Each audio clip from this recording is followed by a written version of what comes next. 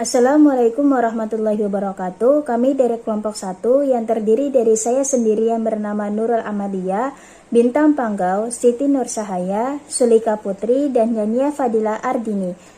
Jadi di sini kelompok kami akan menjelaskan tentang bab 5, yaitu mewaspadai ancaman terhadap kedudukan Negara Kesatuan Republik Indonesia.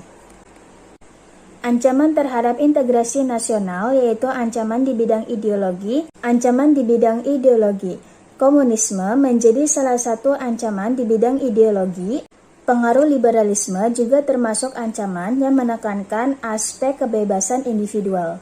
Pengaruh liberal yang diambil itu bukan positifnya yang seharusnya membawa kemajuan dan kemakmuran, tetapi banyak masyarakat yang mengambil pengaruh negatifnya, yaitu misalnya gaya hidup yang mewah, pergaulan bebas. Apabila hal ini tidak teratasi, itu berakibat pada ancaman terhadap kepribadian bangsa Indonesia.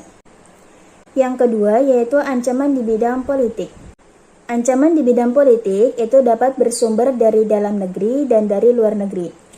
Dari luar negeri dilakukan oleh suatu negara dengan melakukan tekanan politik terhadap Indonesia. Intimidasi, provokasi, atau blokade yaitu bentuk ancaman non-militer.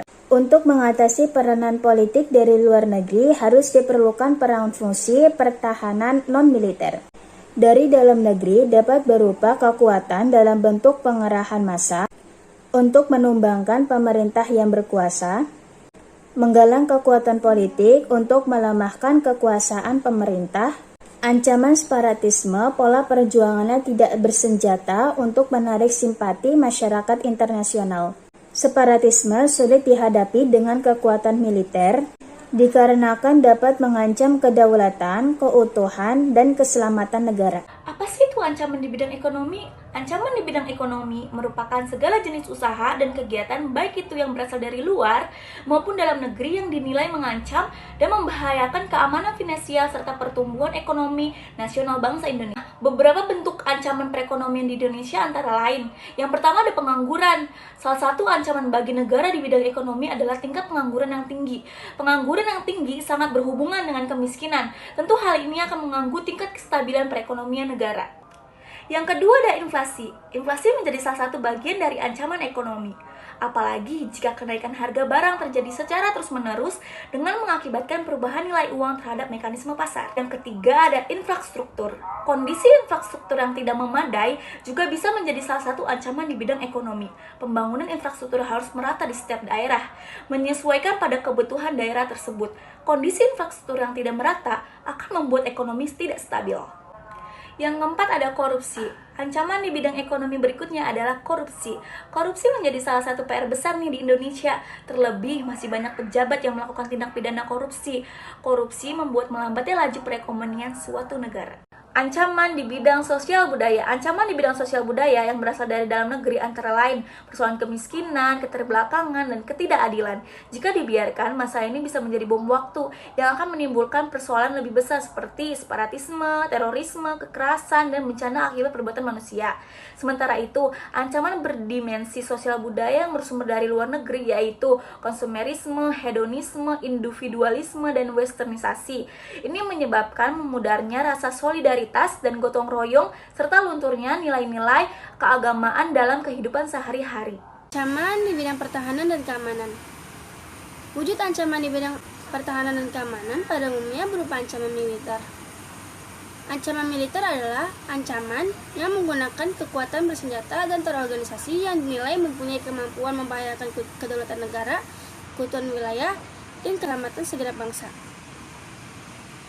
Contoh ancaman di bidang pertahanan dan keamanan, ancaman militer dapat berupa yang pertama agresi atau invasi, yang kedua pelanggaran wilayah, yang ketiga pemberontakan bersenjata, yang keempat sabotase, yang kelima spionisme, yang keenam aksi teror bersenjata, dan yang ketujuh ancaman keamanan laut dan udara.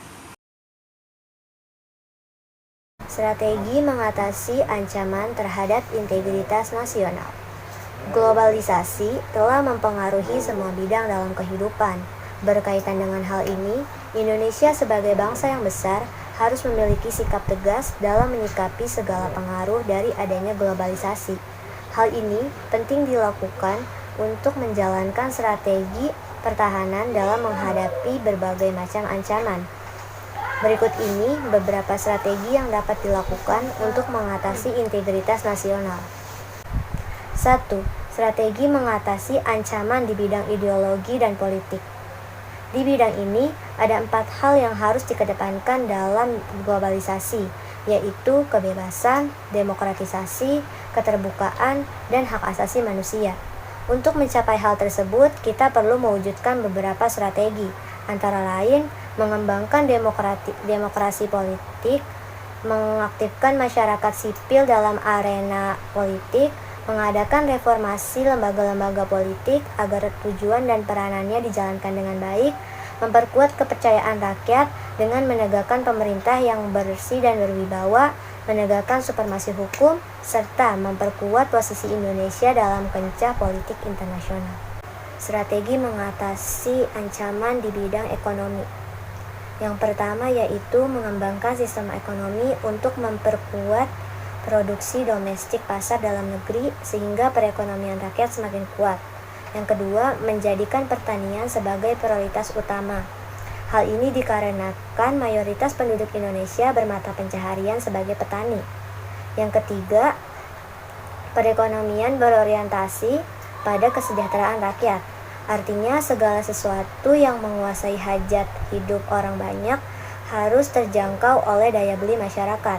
Yang keempat, tidak bergantung pada badan-badan multilateral seperti IMF, Bank Dunia, dan WTO. Dan yang terakhir, mempererat kerjasama dengan sesama negara berkembang untuk bersama-sama menghadapi kepentingan negara-negara maju. Di sini saya akan menjelaskan strategi menghadapi ancaman di bidang sosial budaya. Strategi tersebut adalah berpegang teguh kepada ideologi Pancasila, melakukan penjaringan terhadap budaya yang masuk ke Indonesia, memelihara dan menjaga keselarasan fundamental, yaitu hubungan dengan Tuhan, manusia, dan lingkungan. Dan yang terakhir adalah meningkatkan persatuan dan kesatuan dengan perkembangan tradisi, pendidikan, dan kepemimpinan. Selanjutnya saya akan menjelaskan strategi menghadapi ancaman di bidang pertahanan.